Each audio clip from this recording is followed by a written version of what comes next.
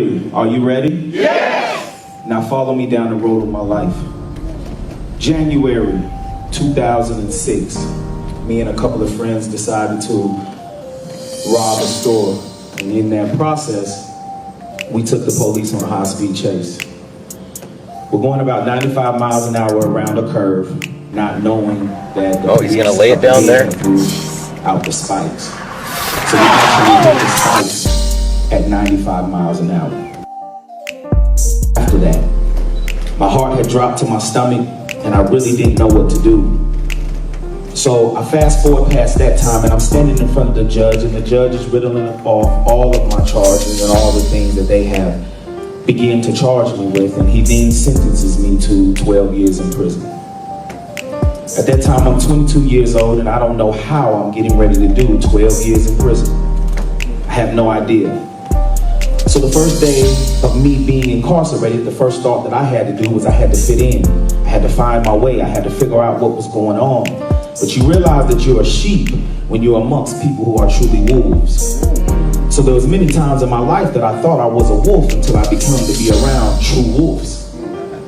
So now I'm in that process and I begin to try to fit in, which cost me to be in solitary confinement for 2 years. Solitary confinement is when you're in a room no bigger than your bathroom, maybe slightly bigger, and I was in there for 2 years of my life, coming out of that room only 1 hour a day. Wow. So during that process, I kept wondering, I'm saying, Lord, why am I in this position? I don't understand. I'm not getting it. I don't know why I'm here. And that's when I came across the Bible verse, Psalms 46:10, that says, be still and know that I am God. Amen. There comes a point in your time in your life where you have to be still. And sometimes when things are too noisy, you don't know when to be still. So now, during this process, if anybody knows anything about gardening, one of the worst things that a gardener or anybody who deals with gardening, one of the worst things that you can ever encounter are weeds. Weeds take the life out of what you're trying to grow. Come on. So in my life, I had many weeds in my life. And if you know anything about a weed, if you don't grab it by the root, then it's going to continue to keep coming up and surfacing in your life.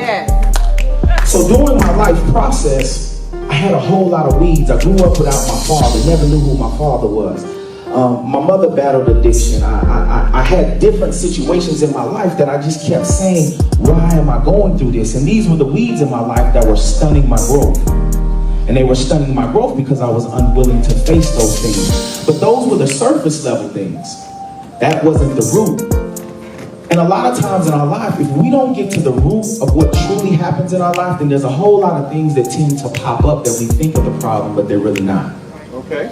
So while I'm in that room, I'm looking in the mirror and I'm saying, Lord, okay, I've dealt with this. So what is the issue? What is my root? And my root was in a 9-year-old little boy. And that 9-year-old little boy was molested. That 9-year-old little boy was me. So for many years, I ran from that. My low self-esteem, not feeling accepted, not feeling like I was good enough, having to feel like I had to fit in, lied in that little boy. So it was in that time that I was able to face what the root of my problem was. And when I finally was able to face what the root of my problem was, the enemy could no longer accuse me of what I wasn't, but I was able to rest in who Christ had already said I am. So now I understand the significance of getting to the root. So in my life, that's what I had to do. I had to get to the root. So I finished doing my time, and I got out May 27, 2018 was my release date. During the time in that room, when I truly faced the root of my problem, was the first time that I was able to pen my book, which you will be able to get soon, coming in January, called You Are Worthy of Your Calling. There are many times and many people in this room that you may feel like you don't have a purpose. Life gets thrown at you, situations get thrown at you, hardship gets thrown at you, and you feel like, why am I here? But as I got to the root, I realized that as long as I get to the root of my problem, I don't just have to exist, I can live. There's a difference between just existing and living. And for a long time of my life, I was just existing. So I stand before you today as an accomplished speaker, as an accomplished author, an entrepreneur, getting ready to launch his own business. I stand before you today and only not even 90 days after release, not because of anything that I've done great. I stand here today because I was able to face my root. So as you follow me down the road of my life, it's not about you identifying with each thing that I just spoke about. As you follow me down the road of my life, I hope somewhere along my journey you found you. You found where somewhere in your life you still gotta find your root. Because we all deal with stuff every day. And as Brother Casper said, I refuse to take anything for granted. I'm humbled by this opportunity right now to be able to speak into your life, because without you, there is no me. So the root of my life was being molested, but the success story of my life is that I'm standing here today being able to speak about it. Because there was a long time that I didn't feel like I was worthy enough to be able to do it. There are many children who face these issues in life today. Yes. Who don't know how to speak about it, who don't know how to do it. You see the tattoos and everything else that you see with me, that was a part of me covering up what I was afraid to face. Come on, man. So now I'm able to show you that you can stand in your truth. You don't have to be ashamed. Your self-esteem does not have to drop, and you are worthy of your calling, as long as you face your root. So whatever that root is, whether it's anger, frustration, fear, for everybody else, it looks different. But one thing about life is that the weeds don't change. They keep growing if you never grab them by the root. Come on. They will continue to keep growing in your life. They will continue to keep popping up in different areas of your life if you do not sit back and focus and pay attention to your root.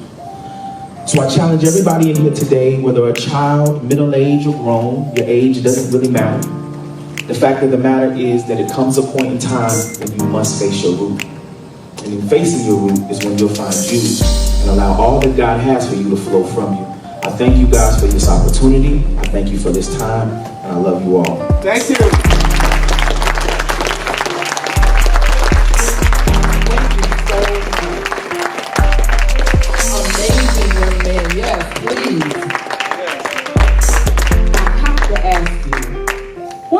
Celebrate you for today, because you gave us today. You said you've been out 90 days, going on 90 days, so not quite 90 days. What can we celebrate you for today?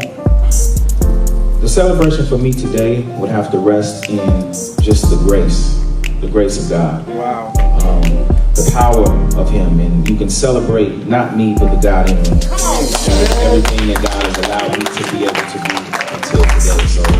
The book is great, and all the talents and gifts that He's given me are amazing. But more than anything, it's the Christ in me that I want to be able to show, so that as the individuals see me, they see Christ before they see me.